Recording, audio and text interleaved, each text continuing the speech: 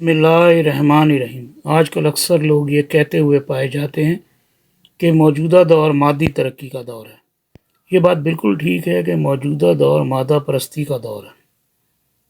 موجودہ دور میں لوگ مادی مفاد اور مادی ترقی کے لیے اندھا دھند بھاگ رہے ہیں، نفسا نفسی کا عالم ہے۔ اور موجودہ دور میں مادہ پرستوں یعنی یک چشم لوگوں کی بہتات اکثریت ہے۔ اور ایسا نہیں کہ اس دور میں ایسے لوگ نہیں ہیں جو روحانی نگاہ نہ رکھتے ہوں، لیکن موجودہ دور میں ایسے لوگوں کی تعداد بہت کم ہے، اور اس معاملے میں شاید آٹے میں نمک والی نسبت ہی ہے۔ موجودہ دور میں امریکہ اور یورپ مادی لحاظ سے بہت ترقی کر گئے ہیں، سیٹلائٹ ٹیکنالوجی کے ذریعے پوری دنیا کو کنٹرول کر رہے ہیں۔ اس مادہ پرستی میں وہ نہ صرف اللہ تعالیٰ کے احکامات سے روگردانی کر رہے ہیں، اور یہ ان سے پہلے بھی قومیں ایسا کر چکی ہیں، جب بہت زیادہ ترقی کر گئی ہیں تو اللہ کو بھول گئیں، اللہ کے خلاف آ کے کھڑی ہو گئیں، بلکہ خاندانی اور عام معاشرتی رویوں میں بھی وہ ہر لحاظ سے مادہ پرست ہو گئے اور وہ روحانیت کی باتوں کو حماقت اور جہالت سمجھتے ہیں۔ یعنی کہ جس چیز میں روپے پیسے کا، روٹی کا، پیٹ کا فائدہ نہ ہو، اس کو وہ حماقت سمجھتے ہیں۔ اور ہمارے ہاں بھی ایسا ہے، جن لوگوں کی روحانی نگاہ نہیں ہوتی ان کی اکثریت اللہ تعالیٰ کی منکر ہوتی ہے، اور لازمی سی بات ہے کہ جب لوگ اللہ تعالیٰ ہی کے منکر ہوں گے تو وہ پھر اس کے احکامات، روح، فرشتوں اور جنت دوزخ پر بھی یقین نہیں رکھتے ہوں گے۔ روح اللہ کا حکم ہے، فرشتے ایک ایسی مخلوق جو ایگزسٹ کرتے، بہت ساری چیزیں اس کائنات میں ایگزسٹ کرتی ہیں جن کا ثبوت نہیں ہے، لیکن جہاں دینی معاملہ آتا ہے، سائنٹسٹ اور سائنس کو جو کم پڑھے لکھے لوگ ہیں وہ کہتے ہیں جی ہم بغیر ثبوت کے نہیں مانتے۔ لا تعداد چیزیں ایسی ہیں جو سائنس میں بے تکی ہیں، ایوولوشن تھیوری میں سائنس بیس ہی نہیں کرتی۔ جو لوگ سائنس پیور پڑھے ہوئے ہیں ان کو اندازہ ہوئے گا کہ ایوولوشن تھیوری میں بہت بڑا ایک خامی ہے، شاید جو بایولوجی پڑھتے ہیں انہیں سمجھ آ جائے۔ اسی طرح ایک کرنٹ کے بارے میں بھی ہم لوگ بولتے ہیں جی کنونشنل کرنٹ، جب ایک میٹل میں سے الیکٹرونز فلو کرتے ہیں تو وہ اپنی انرجی لوز کرتے ہیں۔ اب میٹل میں سے صرف الیکٹرون ہی موو کر سکتے ہیں، پروٹون اور نیوٹرون موو نہیں کر سکتے، لیکن سائنسدان اور سائنس الیکٹرونز کو کرنٹ نہیں کہتی، کرنٹ کہتی کوئی اپوزٹ سائڈ ایسے کوئی چیز آ رہی ہے، حالانکہ اس کا کوئی پروف نہیں ہے، وداؤٹ پروف وہ مان رہی ہے کنونشنل کرنٹ کو۔ وہ کہتے ہیں کہ کوئی چیز ہے، کیوں؟ ایسی صورت میں نیوٹن کا تھرڈ لا فیل ہو جائے گا۔ بات یہ اس لیے بتانے کا مقصد تھا سائنس کا کہ سائنس بھی، سائنسدان یا کمزور جو لو لیول کے سائنٹسٹ ہیں وہ ہر دھرم ہیں، مثلا روح، فرشتوں اور جنت دوزخ پر بھی یقین نہیں رکھتے ہوں گے۔ روحانی نگاہ کا تعلق ایمان کی حالت پر ہوتا ہے۔ جس شخص کا اللہ تعالیٰ پر جتنا زیادہ ایمان پختہ ہوگا اتنی ہی باطنی روحانی نگاہ اس کی تیز ہوگی، اور جتنا ایمان کم ہوگا اتنی ہی روحانی نگاہ کمزور ہوگی۔ دہریوں میں، جن کو ایتھیسٹ کہتے ہیں جی، روحانی نگاہ نہیں ہوتی، ان کے علاوہ بھی بہت سے لوگ ہیں جن کی روحانی نگاہ نہیں ہوتی۔ دہریے تو اس لیے بن جاتے ہیں نا کہ وہ اپنی من مانی کرتے ہیں۔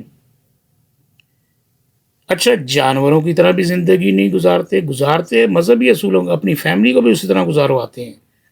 مثلا ایک دہریہ ہے، پاکستانی دہریہ ہے، کتا کیوں نہیں کھاتا، سور کیوں نہیں کھاتا، سانپ بچھو کیوں نہیں کھاتا وہاں؟ یا اور ایسے معاملات ہیں، محرمات کا احترام کیوں کرتا ہے؟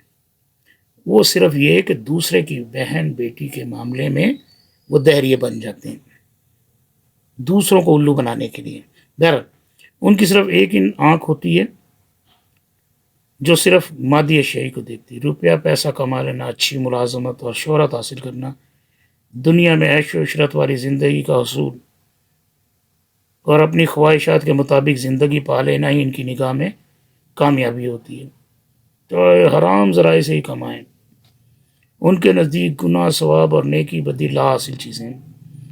ان سے چونکہ کوئی مادی فائدہ حاصل نہیں ہوتا، اس لیے ان کی نگاہ میں ان چیزوں کی کوئی اہمیت نہیں ہوتی، حالانکہ ہم جانتے ہیں کہ مادے کو فنا ہے اور توانائی، روح، نور، آواز، اعمال لافانی ہے، اور انہی اعمال سے جو توانائی کی صورت میں جمع ہو رہے ہیں، انہی سے ہماری جنت اور دوزخ اور اس کے اندر جو بھی کچھ بنے گا وہ بنے گا۔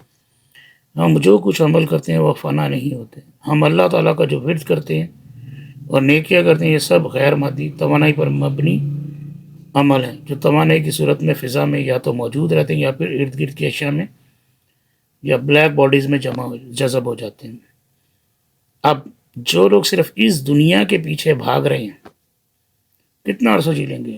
50 سال، 60 سال، 70 سال، 100 سال، مر جانا ہے۔ زندگی انہوں نے خوب عیش کی زندگی گزار دی، مر گئے، آخرت خراب ہو گئی۔ اور جو لوگ نیکی پر چل رہے ہیں، روکی سوکھی کھا رہے ہیں، اپنے نفسانی خواہشات کو دبا رہے ہیں، کنٹرول کر رہے ہیں، مرنے کے بعد جب انہیں انعام ملے گا، کبھی نہ ختم ہونے والا انعام ہوگا۔ اور جو دہریے یا جو کمزور یقین والے ہیں، جو نقصان زندگی میں کر گئے، آخرت میں اس کمی کو پورا نہیں کر سکتے۔ تو کون فائدے میں ہوا، کون نقصان میں؟ یہی موضوع قرآن پاک کا ہے۔ یہی مذہبی رہنما یا مذہبی تبلیغ کرنے والے، تبلیغی جماعت والے بڑا اعلیٰ ایک جملہ بولتے ہیں، انسان کی زندگی کا ہر لمحہ یا تو اس کی آخرت سنوار رہا ہے یا خراب کر رہا ہے، یا اگلی زندگی بنا رہا ہے یا خراب کر رہا ہے۔ نیکی کر رہا ہے تو اس کی اگلی زندگی بہترین بن رہی ہے۔ جس طرح سے مادہ توانائی کے کمپوز پیکٹس ہیں، یعنی اگر توانائی کو کثیف کیا جائے تو وہ مادہ میں تبدیل ہو جائے گا، جس طرح یہ کائنات توانائی کے کثیف ہونے سے بنی ہے، بالکل اسی طرح جنت اور دوزخ بھی ہماری نیکیوں کی توانائی سے بنے گی۔ اب ہم اور ایک اور یاد رہے، یہ تبلیغی جماعت والے ایک اور واقعہ بڑا اعلیٰ بتاتے ہیں۔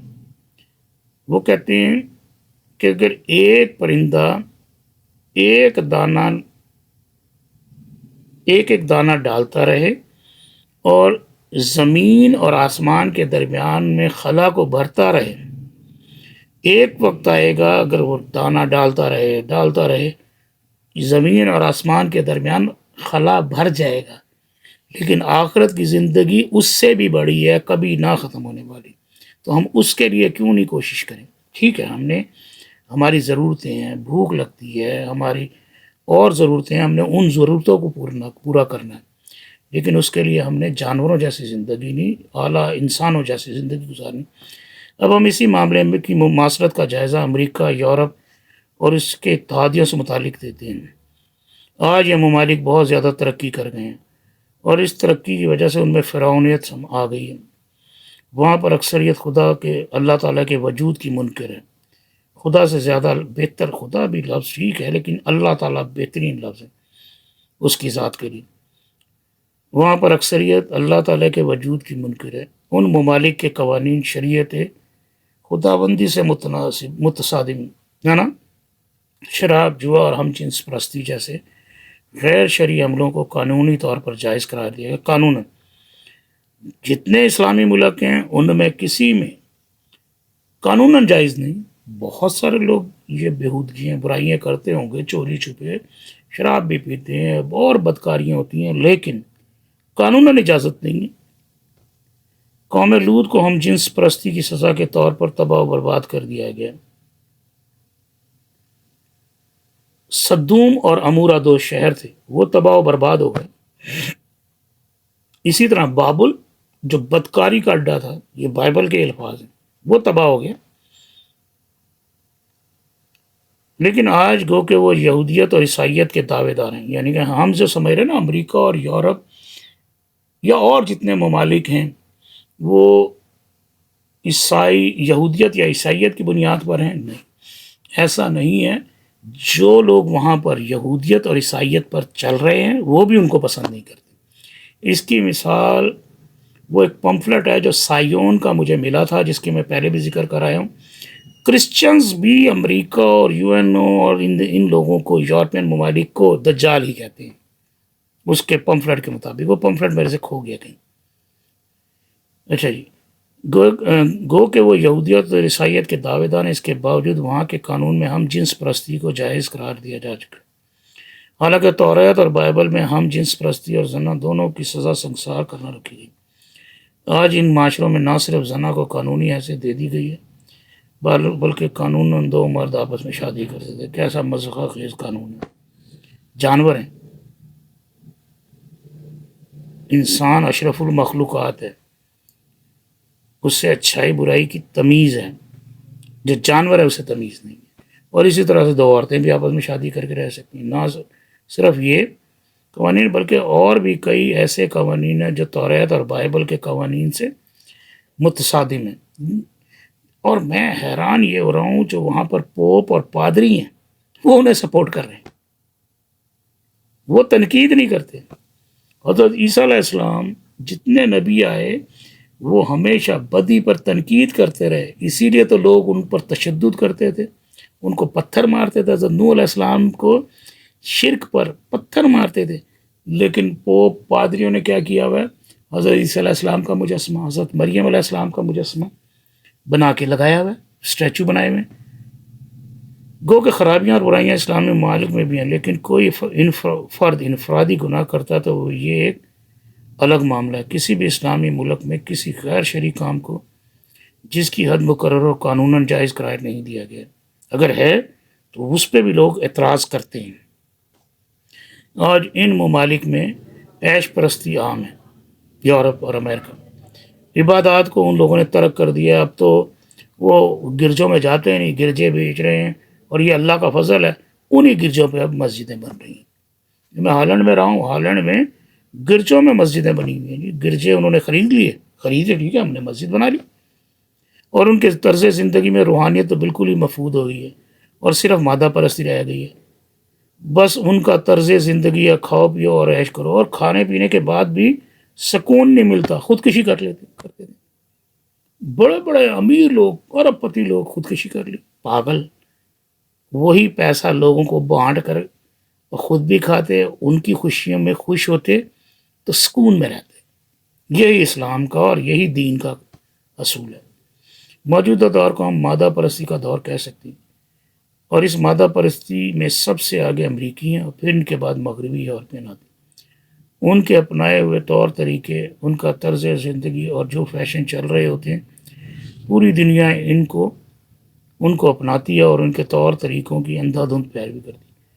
امریکن اور یورپین روحانیت پر یقین نہیں رکھتے، وہ صرف اور صرف مادی زندگی اور اس کے اصولوں کو مانتے ہیں۔ وہ مذہب اور مذہبی اصولوں کو دقیانوسی خیال کرتے ہیں، اور جو لوگ مذہب کو مانتے ہیں وہ ان کو بے وقوف سمجھتے ہیں، اور لیکن جوانی میں خوب موج مستی کرتے ہیں، بڑھاپے میں پھر ان کا بھی رجحان اسی مذہب کی طرف ہوتا ہے۔ ان میں روحانیت نہیں ہے، اس لحاظ سے ان کی روحانی نگاہ نہیں ہے۔ ہو سکتا ہے کہ آگے چل کر یہ بات مزید واضح ہو، یا پھر ہو سکتا ہے کہ واقعی کوئی ایسا شخص پیدا ہو جائے جو ایک آنکھ سے کانا ہو، یا اس کی صرف ایک ہی آنکھ ہو، اور وہ ان کا حکمران بن جائے۔ لیکن موجودہ دور تک امریکہ اور فتنہ دجال کی صفتوں میں بہت حد تک مماثلت پائی جاتی ہے۔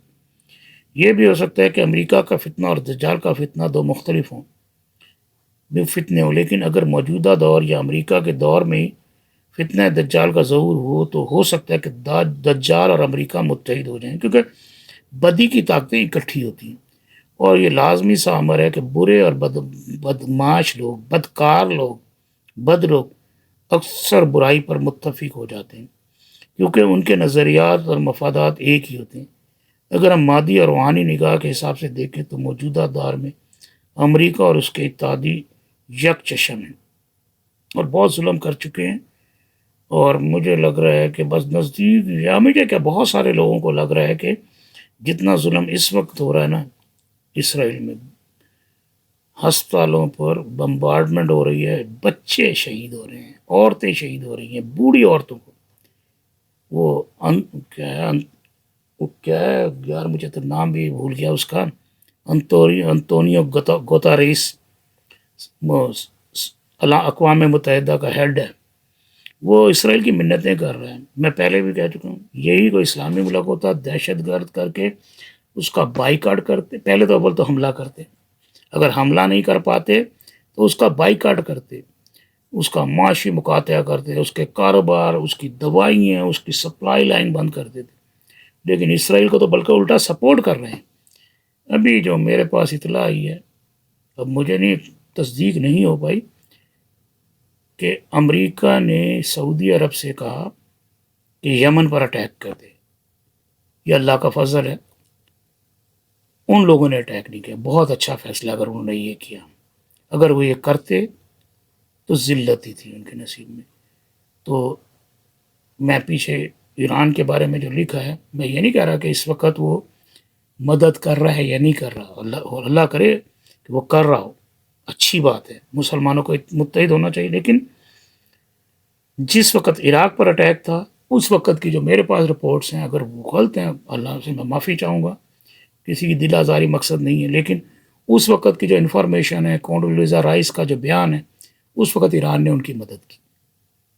ہو سکتا ہے اب ایسا نہ کر رہا ہو، لیکن سعودی عرب میں شاہ سلمان نے جو فیصلہ کیا، بہترین فیصلہ اگر اس نے یہ کیا تو.